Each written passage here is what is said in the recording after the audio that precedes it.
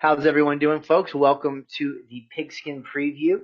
Mr. Mancini is working, doing some in the field work. So this is a recorded edition of the show. It might be at a different time or place than you usually find it, but as always, we plan on doing the show every Tuesday. Rain or shine, Mancini or no. So if you are listening to this as a recorded show on the Mancini Network on Blog Talk Radio. Please, you can check out this show and others like it at Spreaker.com/NuckPods. You can find us on Twitter and Facebook at NuckPods. And you can find us as far as email is concerned at knuckleheadpods@gmail.com. If you are listening to us on the Knucklehead Network on Spreaker or Twitter, you can listen to us every Tuesday on the Blog Talk Radio Network. That's blogtalkradio.com/Mancini Sports.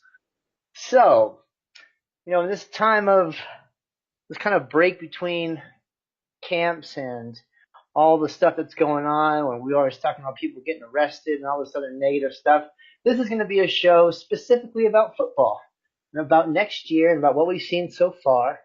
Kind of a refreshing change of pace. And we're going to talk about an article that we all read on ESPN that we enjoyed, where it talked about 5 teams that made the playoffs last year.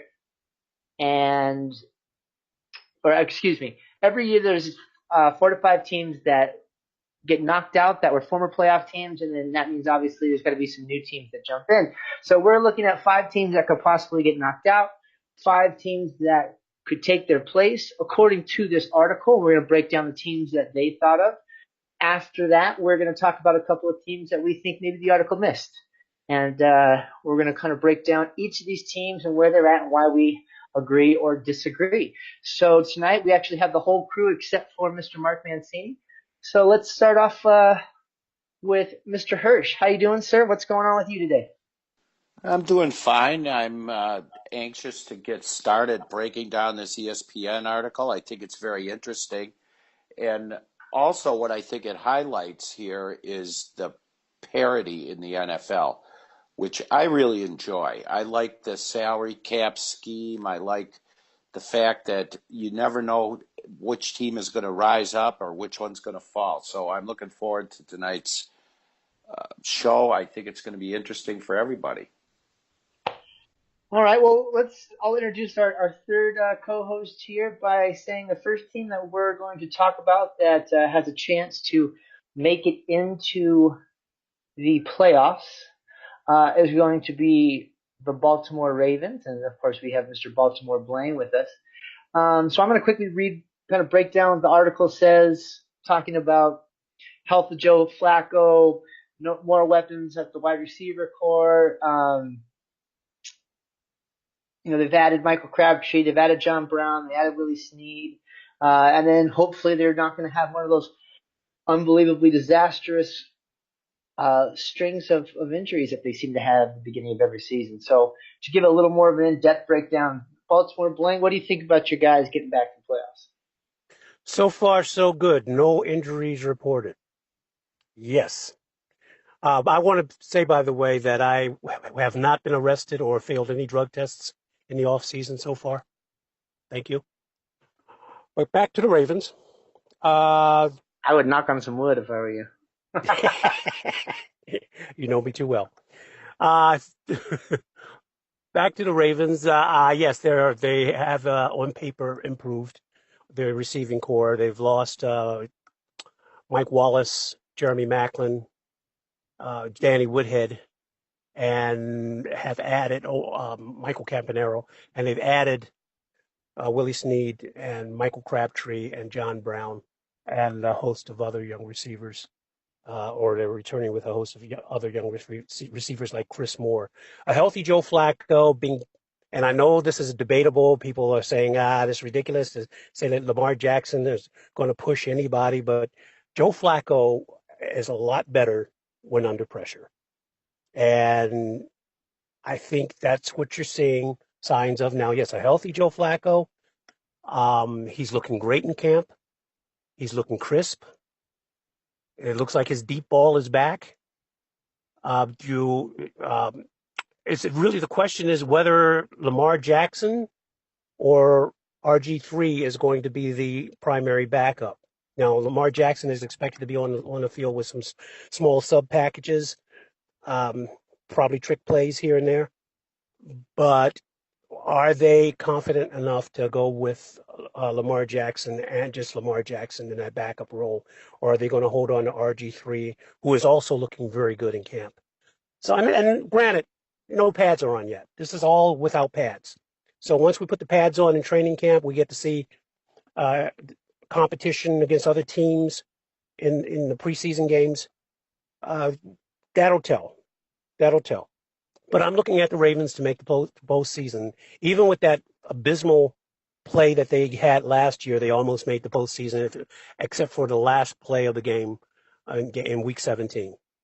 And the 49-yard touchdown that the defense gave up to the Cincinnati Bengals. But I think that they will make it back to the playoffs. It'll probably be another two teams coming out of the North. Well, Baltimore, Blaine, Smart Hirsch, I certainly wasn't surprised how the Ravens got knocked out last year because their defense has been the staple of the team. So, anything can happen. I was as surprised as anybody, and especially against the Bengals. I think that one of the points you hit on, and I'm going to take the opposite tack, you said a healthy Joe Flacco, and I'm wondering what the odds are that he's going to be able to stay healthy because he's had to deal with so many back injuries and knee injuries and all the rest of it. I wonder what's going to happen when he really gets out there and starts to play. And I think you're right. I think it depends on Joe Flacco. They seem to, as you said, look a lot better on paper, and they've been practicing with the pads off, and everybody looks good, but usually they do anyway. And, the season's not on yet. So at least we're not having the preseason injuries where somebody turns around and blows out an ACL just trying to sit down or something, but the Ravens have been injury prone in the past, so that's something that's going to be in their favor if they can avoid the injuries. Obviously, it's going to add to the abilities of the team. I think a real good pick for them was getting Michael Crabtree. I think he's going to help them a lot. I think they needed some help at wide receiver, so that bodes well for them. And I think it's a little early to be saying people are having their best off season in memory and this kind of stuff. Let's wait until the real training camps start. Don't you think, Chris Rose? Yeah, I'll give it over to Blaine in a second, but I want to just jump in and say that, I love how this time of year everyone's always saying, he looks better than I've ever seen him. He looks thinner. He looks stronger. He can jump a building in a single bound. He's faster than a speeding bullet. This guy really shows that he came back ready to play. I mean, if you could just put that on repeat and then click it on every single team's page, and it's just the same thing. He really looks like he studied every. Oh gosh, he really came back. And I was just so impressed with how he looked coming into camp. Yeah. That's a football player. Yeah. So I don't want to get. I just want to jump in. So let me let Mr. Hirsch finish his thought, and then I'll let you respond, Blaine. Well, the only thing I was going to say that I didn't say already is RG3. You got to be kidding me. I can't see them hanging on to him. I don't know what his scheme fits into the salary cap, but I think that guy's history. Although he's got one of the greatest signal calling voices in all of football. But if he gets some playing time, the way that guy plays, he's probably going to injure himself and be out anyway. So I don't know what they're thinking. Maybe Baltimore Blaine can give me a clue about that, but that doesn't make any sense to me. Yeah, real quick, those 2 points that you hit on. One, I want to go back to the offensive line because I missed that. The offensive line was beat up along with Joe Flacco at the beginning of the year last year, and then they came together with subs on that offensive line. Now you got the starters coming back like Marshall Yanda, who was out all year last year, and he went out early. You have Alex Lewis, who in his rookie season made a splash at guard, left guard. So you're going to have those guys coming back. If that offensive line, which we look to be very much improved this year, protects Joe Flacco, yes, there's no reason why Joe Flacco can't stay healthy. Also, with the RG3 situation, you hit on a very good point. If he can stay healthy, this guy, don't forget how good he was when he was healthy. And he's been accident prone, injury prone. As far as the Ravens salary situation or their cap situation with him, he is on a very friendly cap signing. They can actually just cut him straight out of camp and not lose anything, hardly lose anything on him. He's on a very friendly contract. But I think that the thing with RG3 is if he's healthy and with this line being improved and all the injuries coming back, you got Ronnie Stanley at left tackle. You added Orlando Brown at right tackle. You have, like I said, Marshall Yanda back at right guard. You're going to have a much improved line. They're going to be protected. Not to mention that running game is going to flourish from that as well. So that gives you even more protection for when you have a good running game for the quarterback.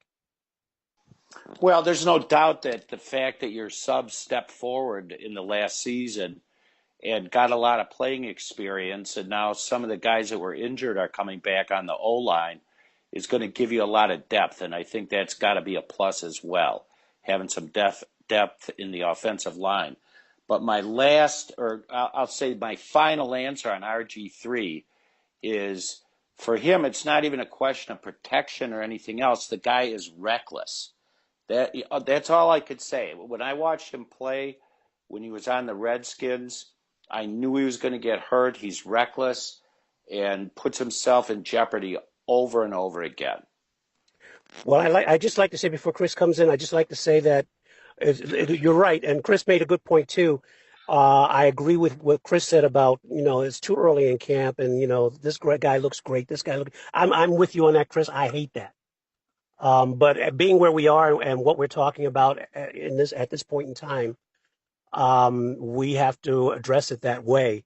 And I think that with RG3, I think the thing to watch out for if he sticks on the team past the cuts is how Marty Morningweg has him adjusting to playing in that offense. Is he going to still be reckless? Have they addressed that? So it's a very good point, Mr. Hirsch, that he has been reckless in the past. But that's been one of the talking points I know on Baltimore radio is that just how they're looking at Lamar Jackson to how he can look at RG3 and know not what to do as a young quarterback. And to the point where they make it sound like that RG3 has matured in that area where he's not making these reckless decisions. Yeah, I think you guys are making a little too much about RG3. I mean, because what he really is now is just a camp arm. He's one of those. Excuse me. He's a Ryan Mallett. He's a who else am I thinking of? The litany of quarterbacks that jump around from camp to camp to camp. Mark Sanchez at the higher end of these guys. And, you need to have some arms there so your stars aren't throwing the ball so much. They throw their arms out. At the same time, they're competing for a possible, third spot. The only reason RG3 hits the radar is just because of the potential. But at this point, he's just one of those guys that might get bounced around to a camp or two, might stick as a third quarterback, might not. So I wouldn't look too much into that. Just to jump into what you're saying about about the team and the offensive line, I think something else that really is going to take a step up to in the defense, because you have that great rookie out in the corner. You have some people that had a chance to really play together last year. They have some younger guys, like Mr. Hirsch was saying, that had a chance to step up. I think that they're going to have a little more of a cohesive feel, a little more experience for some of the young guys, and have a little more experience playing together. I think that's going to go a long way for them. So I'm in the affirmative category that I think the Ravens will find a spot this year. Well, that on that defense also, let's not forget that they're under a new defensive coordinator, Don Wink Martindale. And according to the defensive players, they love this guy. Sort of like that camaraderie, that coach love, that coach player relationship that Rex Ryan had when he was in Baltimore. They loved Rex Ryan. And they like Martindale because one of the things that they point out is he's more aggressive. And the one problem, if you look at the Ravens back over the last couple of seasons, they've lost games late in the season because of their conservative play on defense. Late games with the Steelers 2 years ago, with the Bengals last year, and then there was another one the year before that they coughed up late inning late game touchdowns or scores. You go back all the way back to the 2013 season when the defense gave up 15, what was it? I'm sorry, two 14-point leads to the Patriots in the playoffs and lost that game. So that's something that I'm interested to see, and I'm excited to see is how this defense plays under this new scheme and how aggressive they are and how effective they are.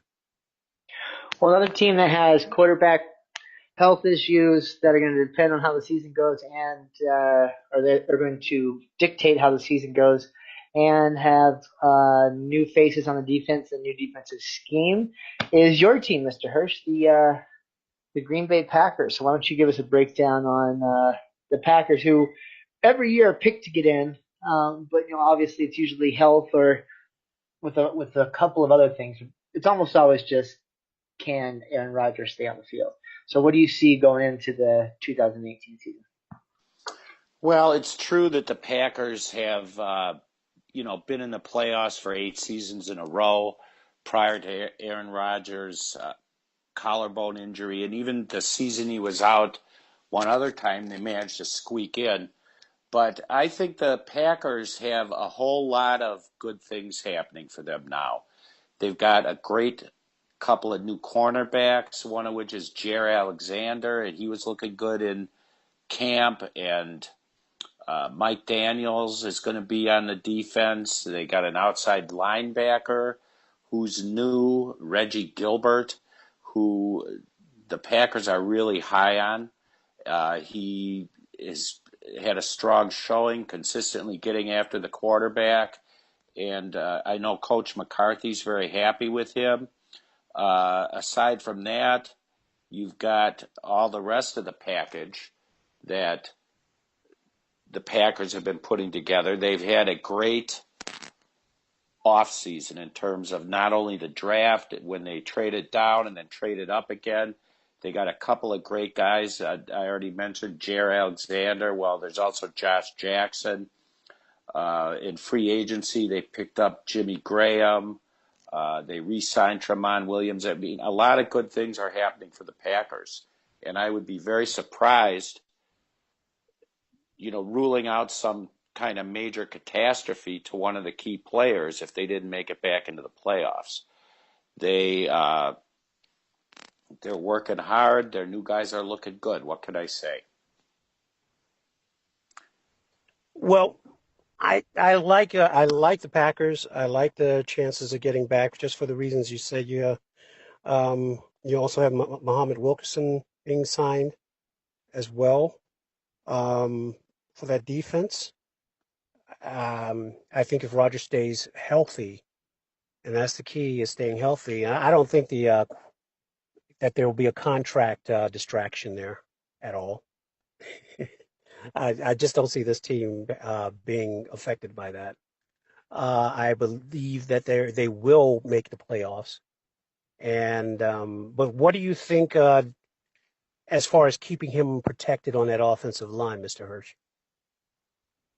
Well, that's been a sore spot, and they've got some new offensive linemen, and they've got some of the other guys returning.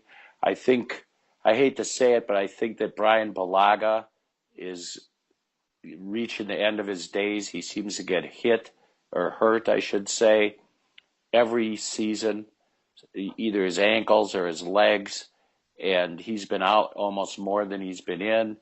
But there's some talent there as well. David Bakhtiari is one of the best, and they've got a whole bunch of guys that they're going to be able to pick and choose from and try to assemble a good offensive line, and I think they got the possibilities of having some depth there.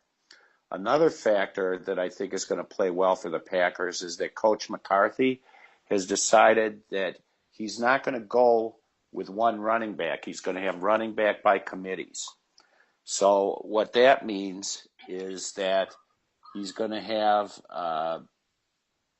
Ty Montgomery, he's going to have Aaron Jones, and he's going to have Jamal Williams. And the reason I think that's a good plan is because as the season progresses, let's say they all get healthy and they're all doing well, there's going to be an opportunity for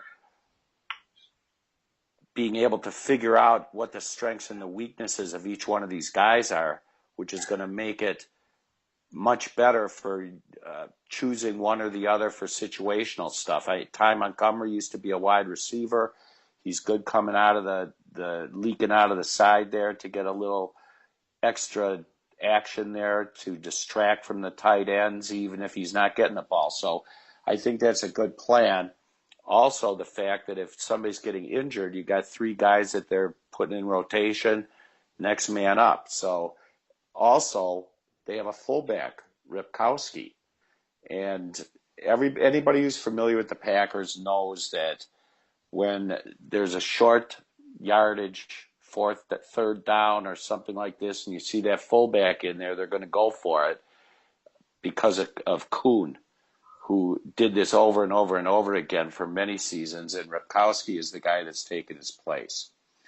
The other thing about the Packers that I think is worth mentioning, and I'm just going to mention it and then turn it over to Chris, is the changes in the front office. Brian Gutekunst came in. He's the new general manager, and he's done a good job. He's more aggressive than Ted Thompson is. I think it was a brilliant play the way he worked the draft to get two premier cornerbacks, which are badly needed by the team. And then you've got the signing of Mike Pettin, who's revamping the defense. And the defense has been a sore spot for the Packers for a long time. So I think that those are some significant improvements. I think it's going to be really important for the Packers to start fast. I'm not the biggest fan of Pettin. I know he was good as the D coordinator under Rex, but that was Rex's defense, and since then he really hasn't done too much. But he is aggressive. He has worked on successful programs, so it is possible that he can bring something to him. The reason I mentioned the fast start is those rookie corners, some of the other guys who've been in that Capers system for a long time. You have a lot of people who haven't played together or are brand new to the league or adjusting to a new system, all kind of going at it the same time. That could be a little bit rough at the very beginning. So but when you have Aaron Rodgers, that can outshine. But just a little devil's advocate, I think that definitely if they stay even somewhat healthy, they'll get into the playoffs and be one of those teams that was out last year that gets back in. Blaine, you wanted to jump in on that? Yeah, I wanted to bring up some. Well, first of all, Mike Pettin, being familiar with him from when he was with the Ravens and Rex Ryan. He was under that aggressive Rex Ryan defense as a defensive coach there. So it doesn't surprise me that that's his schooling. That's his MO is to be aggressive. So I think that's going to really work out well for. I just like aggressive defenses. But I wanted to ask Mr. Hirsch. We talked about Aaron Rodgers staying healthy. But God forbid what happens if he goes down. Are you confident in Deshaun Kaiser? Kaiser. Yeah, are you confident in the backup situation between Hundley Well, and Kaiser? I just hope that they go with Kaiser instead of Hunley. And my reason is he had his chance and he didn't rise to the occasion. And I would like to hope that Kaiser would be more adequate as a backup than Hundley ever was. And I would also hope that he would stay a part of the team for a while. I don't even know why Hundley is still on the team. I guess you got to have three guys this early so you could play them off each other. But I was very disappointed with Brett Hundley, and I'm looking to see something better out of Kaiser. And then they've got a fourth guy hanging around, Joe Callahan, who I got to watch in the preseason, and he didn't look good at all. So I don't know what their plan is. It seems to me that they seem to have a team culture of being very loyal to their players, and they seem to be giving Brett Hundley every possible opportunity to advance ahead of Kaiser. And I wish they just cut that out and start working Kaiser as the number two guy. Yeah, well, we're not in camp, so we never know if maybe one guy can't outshine the other. That can always happen. It's easier for us, being out here to say, hey, I like this guy better from what little bit I've seen, but they're seeing him every day. That's kind of what we're going to try and look into going forward is those reports, as much as we can believe those reports, telling us what's actually going on in camp and in these some of these battles. So stay tuned for that. Let's change gears a little bit and go to the other side of a couple of teams on the five that were picked to be knocked out.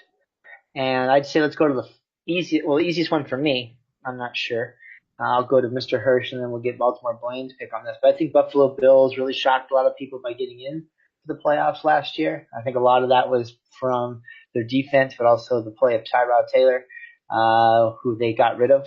Now you have A.J. McCarron and Nathan Peterman, who had one of the worst first games I've ever seen a quarterback have. Last year when they put him in, they benched Tyrod for no reason and put in Peterman. And I think he threw like 5 picks in his first 5 possessions, something crazy like that against the Chargers. So, yeah, to me, I mean, I can go through a list of reasons.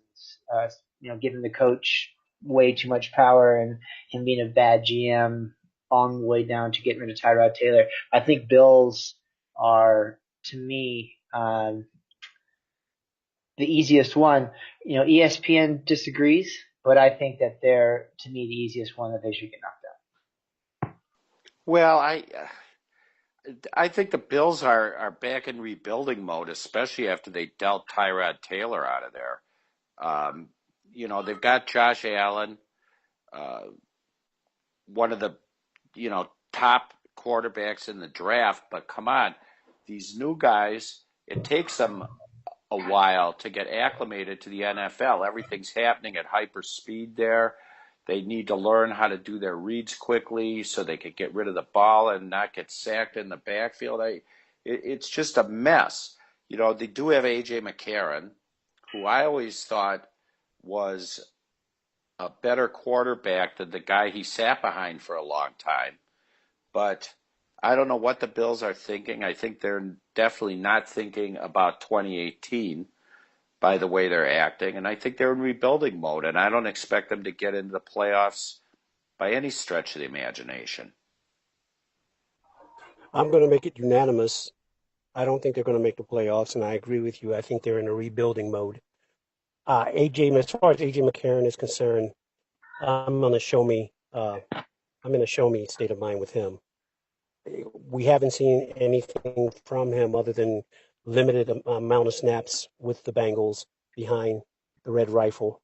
And, he looked good at times, but I'm not sure that he is the answer to this team. Like you said, they did draft Josh Allen, and I suspect it's going to take at least half a season before we see anything effective from him. I expect the Bills to be a heavy run team. If you can stop the run, you can stop the Bills. Now they have LaShawn McCoy coming back. They have Patrick DeMarco. Um, well, yeah, I mean Chris Ivory. Chris Ivory. Um, but if you can stop the run, you'll be able to stop this team. I just don't see them being effective, especially they're in a weak division to begin with. So maybe that's going to help them out. But with the Jets improving, the Patriots being who they are, Miami, you never know. You never know where they're going to fall on the scale. So it's going to be even in a weak division. I just don't feel it with the Bills. Yeah, I'd say that's pretty much that says it all. I mean, their defense is pretty good, but yeah, I just don't see it going on with the Bills. They are in the AFC East, which is going to continue to be a weak division. It's still, I don't see it happening. So here's one that's a little bit more tricky. They have the Kansas City Chiefs as number 4. And I think the Kansas City Chiefs are one of the most talented teams, top to bottom, especially on the offensive side of the ball. Obviously, the big question is Patrick Mahomes. Now, we've seen a couple of rookies take their teams to the playoffs. We've seen more second-year quarterbacks really excel, even going to the Super Bowl in recent years. This guy kind of falls in between. I know it's really hard to make a prediction given that we don't know, how he really looks in game situations. I mean, he had like a throwaway game last year, but I think that he has the right attitude from everything I've heard, everything from how he treated Alex Smith as, being the fountain of knowledge and really paid respect and listened to everything he said, to the fact that he refused all endorsement deals, saying he wants to focus on football, and once he makes it and feels like he's playing, then he'll start worrying about that stuff. I mean, the kid just kind of exudes what a good young star should be. So I'm kind of on the fence here. I'm actually going to jump in. Talk about the Chiefs here. I'm kind of jumping in with the fact that I have another team that I'm going to mention. I think was laid off this list. I think it's going to knock the Chiefs out, but I think the Chiefs are kind of on the fence. Mr. Hirsch, I know you're a big fan of Mahomes. Well, I like the looks of Patrick Mahomes, but you got to understand that the Chiefs are snake bit with their head coach there, Andy Reid. He just never seems to get things completely right. And when you look at the kind of offense that they were running with Alex at the helm, they're going to have to totally revamp their offense because Mahomes is a totally different kind of quarterback than Alex Smith was.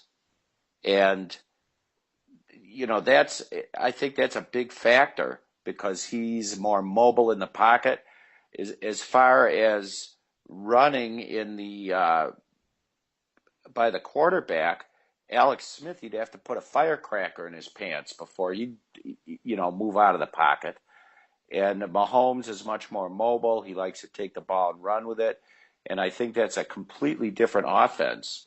And in order for them to capitalize on that, they're going to have to change a lot about their offense. And I'm just wondering if that's the way they're thinking, or they're just going to plug them in and expect them to run the same kind of dink and dunk offense that Alex Smith ran. Well, I'm on the fence with you as far as the Chiefs are concerned. Now, one thing I want to point out about Patrick Mahomes, his offseason hasn't been very well. He's been throwing a ton of interceptions, and this is without pads on this offseason. So he's not making a very good show in camp this offseason. And yeah, we have time to iron all that out before we start to play meaningful football. But it's always hard when you have a rookie take over for a veteran. And as you said, Mr. Hirsch, changing the system, changing two different type of quarterbacks. All I can say is they still have Kareem Hunt, and they still have Tyreek Hill. You know, Travis Demarcus, Kelsey. Demarcus Robinson, Sammy Watkins. I mean, you still have a cast of characters. You've improved the defense. It's going to come down to that quarterback play. I don't think he's going to tank. I for one think he's going to straighten it out.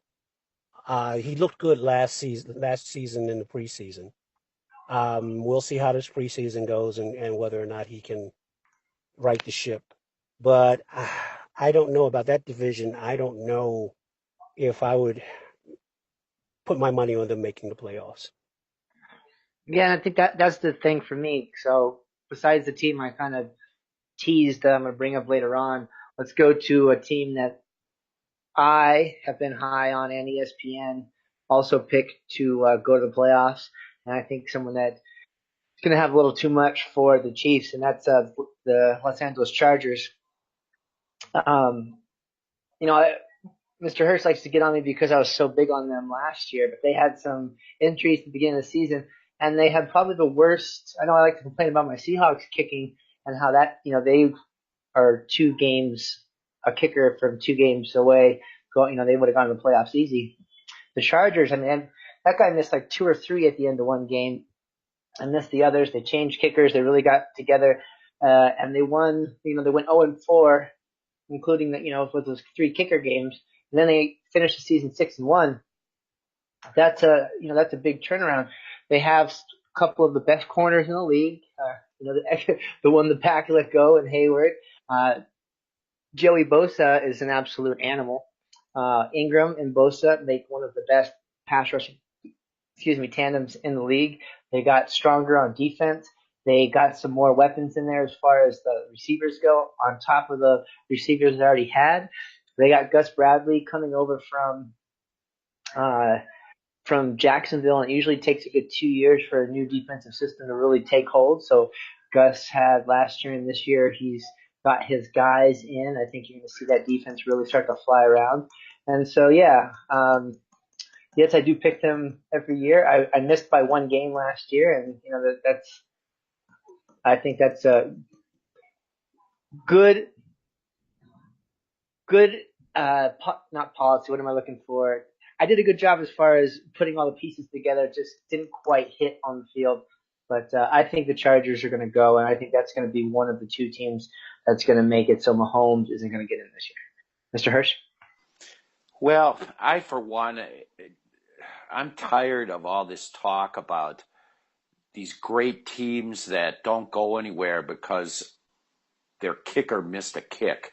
Because from my way of thinking, if you're in a situation where 3 points or a point after is going to make the difference in whether you win or lose, you're not really ahead of the game, because you should be farther ahead if you're really this great team.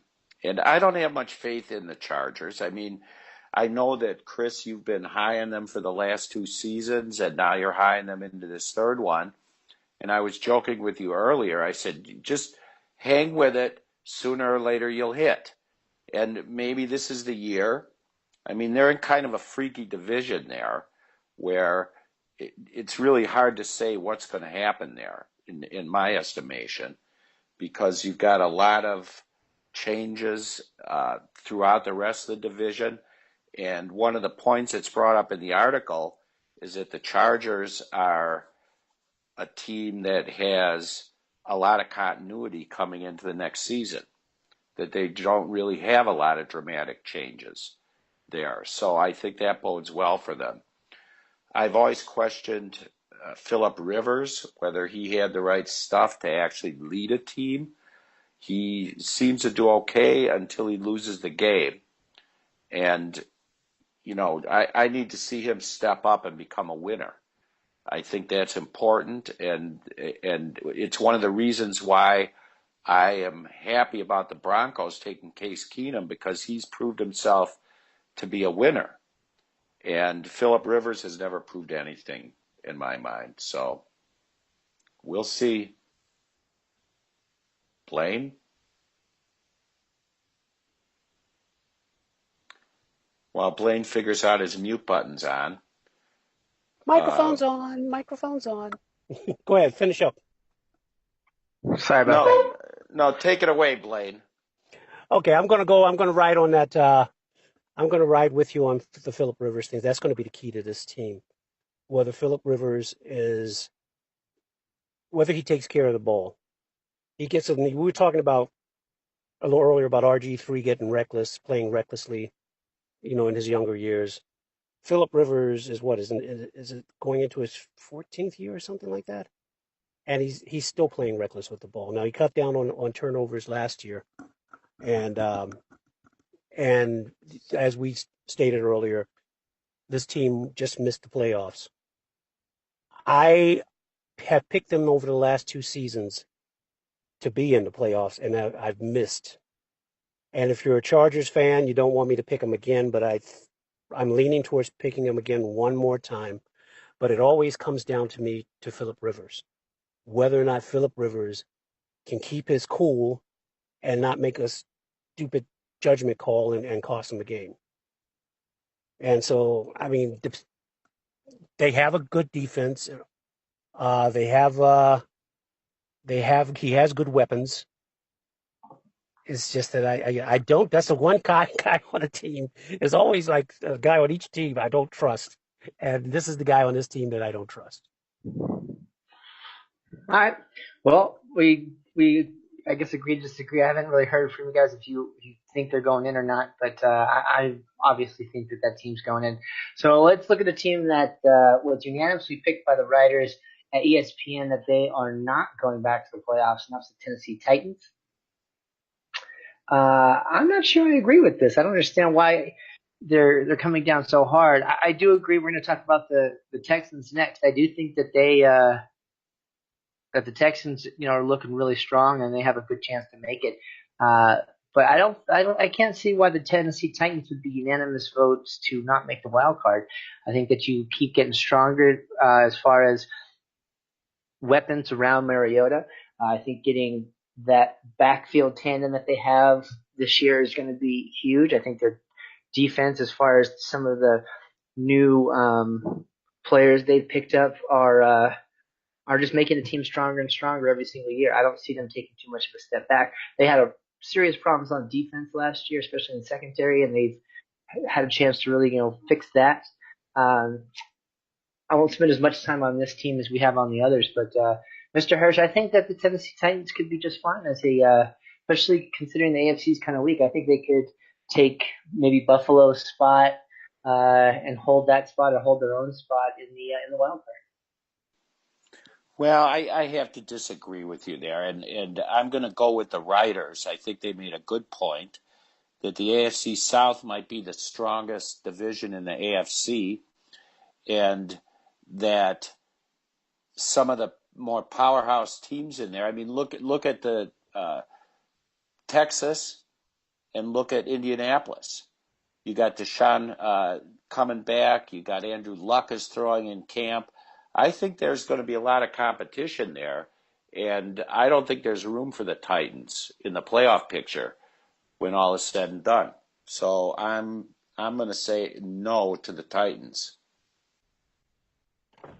Well, I'm going to take issue with calling them the strongest division in the AFC, but they're going to be one of the most competitive as far as having 4 teams in that division that are competing against each other to win that division.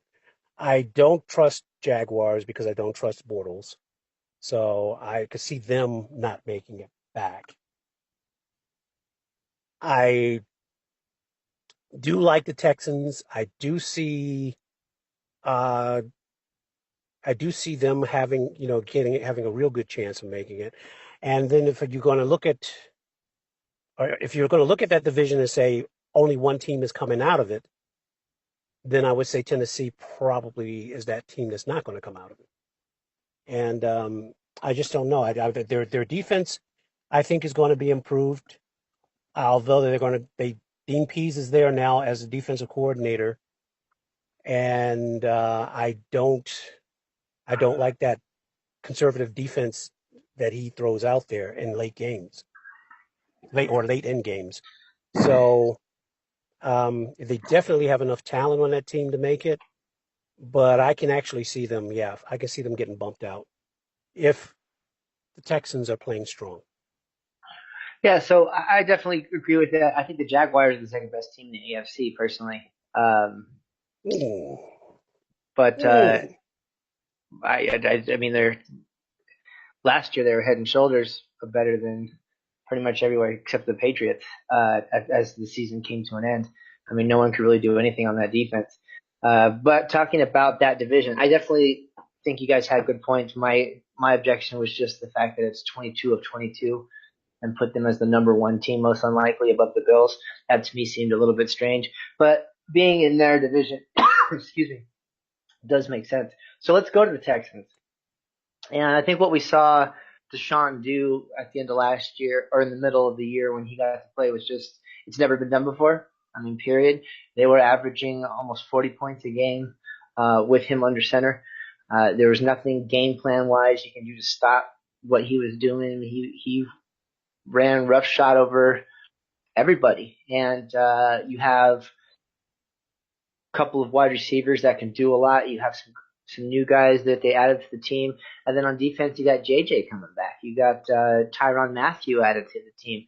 I think that team looks dangerous. Mr. Hirsch? Well, the key to this is health, and I agree with the ESPN writers about that. But I also agree with you. I think that the Titans, on paper, they look great, and based on the limited performance we saw out of the quarterback, Deshaun Watson, last year, before he was injured, I think that it's a good bet that he's going to be a real player and he's going to take them far. The defense is good. So, yeah, I agree.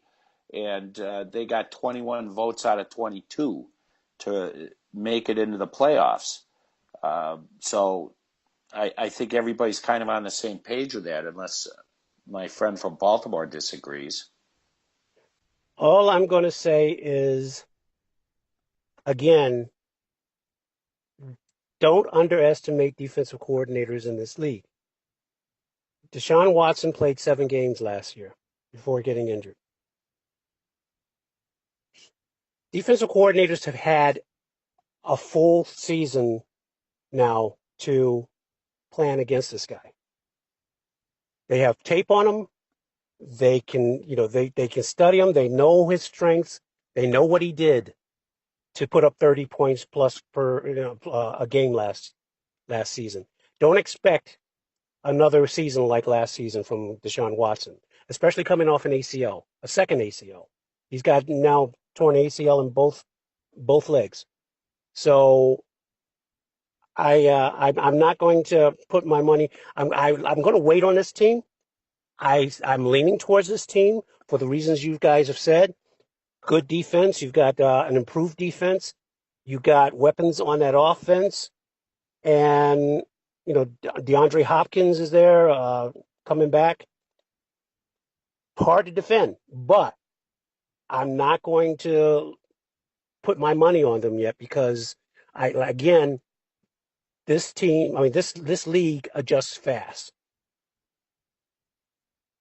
And Chris, just to backtrack a little bit, you really want to put your money on Blake Bortles to have another stellar year?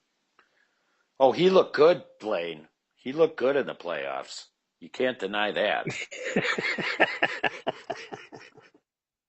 Well, Mr. Hirsch has something to say. I'll just say quickly. Blake Bortles didn't have a stellar year. That defense was just, you couldn't score on them. And they have Fournette. That's why they won. So they don't need Bortles to have a stellar year. So But Mr. Hirsch wants to jump back in? Yeah. Mr. Hirsch had a response to what you just said. Go ahead. Yeah, and I agree that he didn't look good in the season, but he looked pretty good in the playoffs. So what I wanted to ask Baltimore Blaine is, do you think that the defensives have a little bit of tape on Tom Brady, Matt Ryan, Aaron Rodgers, some of the other guys that have been successful year after year? Do you really think that that's that big of an issue? And also, if the defenses are going to adjust, aren't the offenses going to as well? The defense adjusts, and then the offense adjusts to do what the defense's adjustments are. The thing about that list of quarterbacks, they are proven. They have already been proven to be elite quarterbacks, superstars. Deshaun Watson's played 7 games. And I'll say the same about Garoppolo in San Francisco. We have a tendency to jump on the new guy, and get all, flustered with his, with something magical, because we want something magical. We all want to see that next superstar. We want to see that next Tom Brady, that next Unitas. We want to see that next Gale Sayers, Barry Sanders type of player. And I mean, that's normal, but I'm one that says, give me more than 7 games before I'm going to jump on his wagon, and give it a year or two before, I crown him to be anything. I remember when RG3, I mean, that's a good point. I mean, that's a good example. RG3 was, touted as one of the best in the league in his rookie year. And of course he got hurt, but then, he hasn't done anything since. So I'm just saying that I want to wait on this. Yeah, I'll just counter that by saying I think that you look at Nick Foles, you look at people in certain systems, and you start to see tendencies. Moving to your left, moving to your right, having problems. I think that what he brings to the table is kind of scheme proof, but I guess time will tell. We can talk about that more during the season. Let's go to that team, because I agree with you, Blaine. I think the people are way too high on the Niners, having them done so very little. I think they ran the table at the end, but I don't think that they deserve to be on this list and on everybody's list. Is all of these guys are going to go. These guys are going to take over. Rams, watch out. These guys are just going to run roughshod. He's going to keep going and be undefeated again. I think that they're a super talented team. They're building the right way. They're going to be a force to be reckoned with for a long time. But I think they're going to have some serious stumbling blocks when the season comes. And I think Jimmy G and what they're doing is something that the defensive coordinators can take a little more of a chunk out of, rather than what I see as a superstar talent. So, I mean, Mr. Hirsch, I know you're big on the Niners, and you think that this year they're really going to turn the corner. Well, I definitely think that the Niners are on the rise. I don't think there's any doubt about that.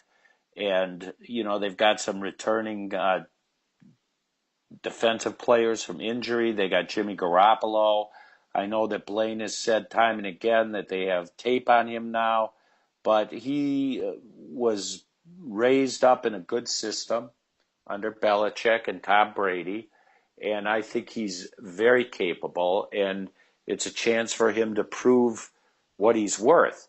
And the 49ers are in an interesting division because you got the Rams in there, and each of these teams is going to play each other 2 times during the year. The teams are in the same division.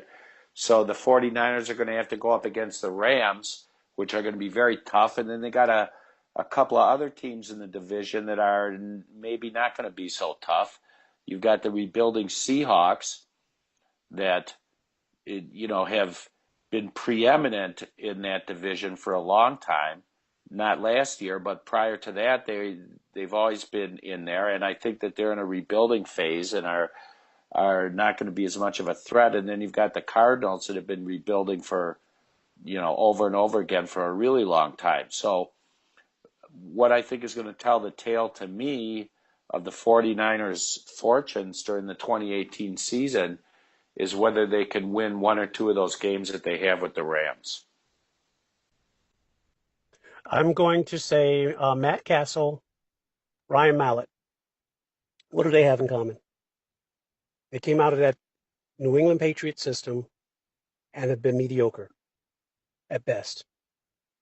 So, again, I'm going to stick behind what I said about and what you just mentioned about tape and giving the defensive coordinators a chance to adjust. Now, I believe in Garoppolo. I like Garoppolo. I think there's something special about him. But I'm not putting my money on him to be the next superstar in this league, because I've seen how the league adjusts. And as far as the 49ers team is concerned, I think they are an upcoming team. I think they're on the rise. I think they've added some pieces there that over the last 2 seasons that have made them legitimate, even without Garoppolo. But as far as Garoppolo is concerned, again, 6 games with the 49ers, he looked very good. But I'm going to wait till mid-season and see if that starts to decline.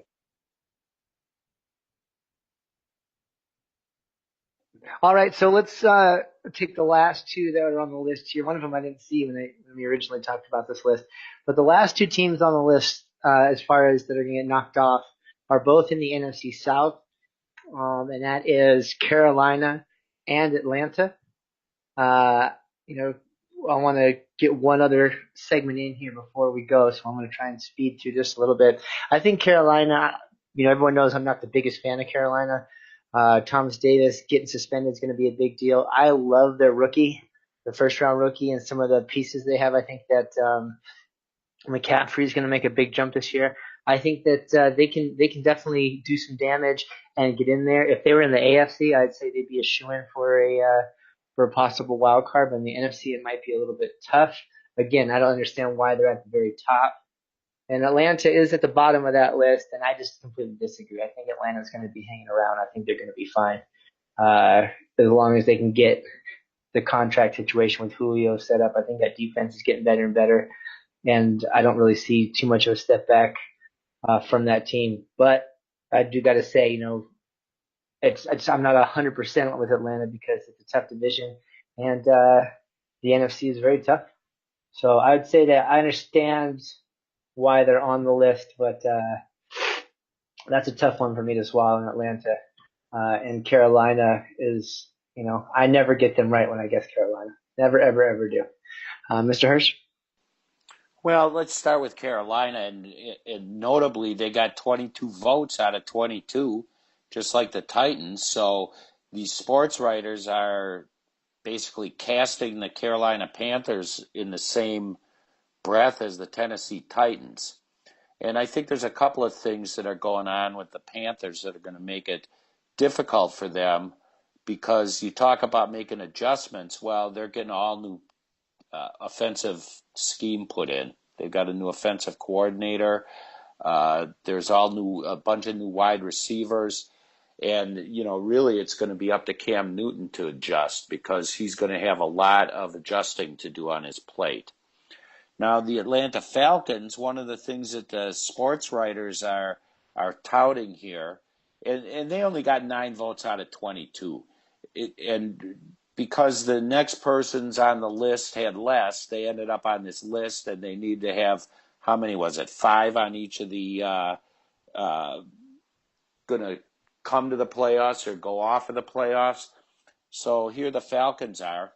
They make a big deal in the article about the brotherhood of the players and the Julio Jones not signing and all the rest of that stuff. But I have to agree with you, Chris. I think the Falcons are strong. I think that this contract dispute with Julio Jones is going to work itself out, and I think they're going to be basically a threat. And I think that the division itself is one of the toughest divisions in all of football. So that's where the rub comes in, is how many are you going to get a division winner and a wild card out of the NFC South? I think if you do, I think one of them is probably going to be the Falcons or the Saints. It's one or the other is going to be the winner of the division.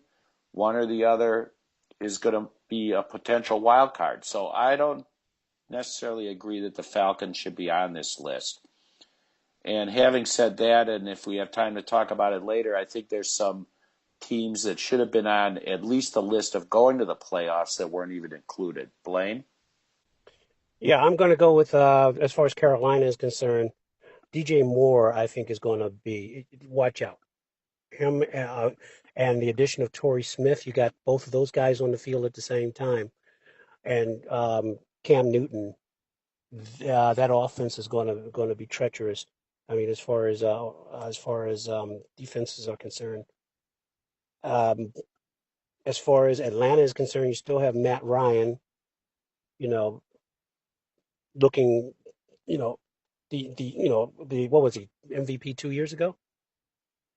Um, you have the running backs, the two-headed running attack, Coleman and Freeman, and I think that it's hard to pick between the two. And I agree with you that this is one of the most competitive and strongest divisions in the league, because you have the Saints there, you have these two teams, and then you have who else is in that division? Well, Tampa Bay. I think Tampa Bay is going to improve, although it really depends on whether or not the quarterback is going to be a head case again this year. But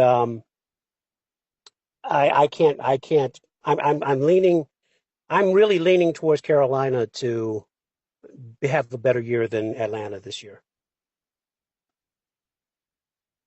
But I'm going to wait and get into camp to get into the specifics of that. All right, yeah. So I think that's we all got some good points there, and that will lead us into future shows. We're kind of squishing at the end here because we want to get into a quick segment on teams that we thought were left out, and someone that we love on this show is Case Keenum, and I think that the Broncos, with the Chiefs having a young quarterback, with Case Keenum being in charge there now, they still have those great wide receivers. Manny and DT are coming back. They don't have the full no-fly zone anymore, but that defense is still, not anything to shake a stick at. They can still put together a top 10 defensive effort. I don't think that would surprise too many people. You still got Von Miller there. So I think that Denver might have been left off this list as a team that could get on the board in the playoffs this next year. Hirsch, any thoughts on the Broncos? You got someone you want to bring up?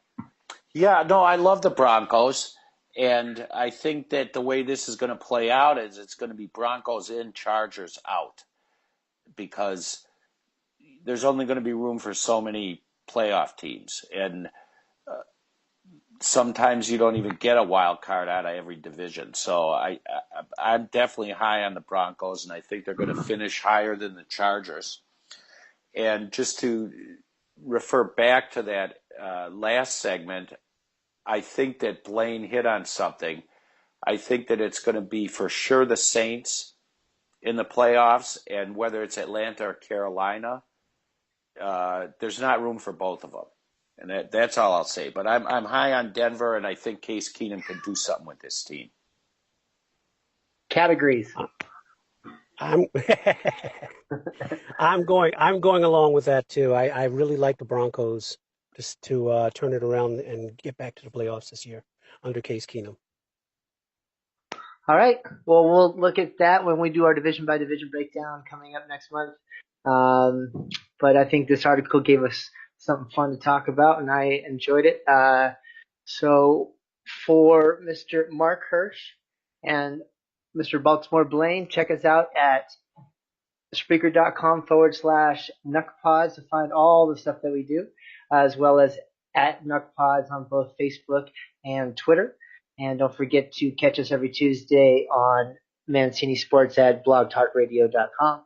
So next time, folks. What about our email address? Our email address is knuckleheadpods@gmail.com. So you can always send us stuff there too. So yeah, we'll talk to you guys soon. Thank you so much.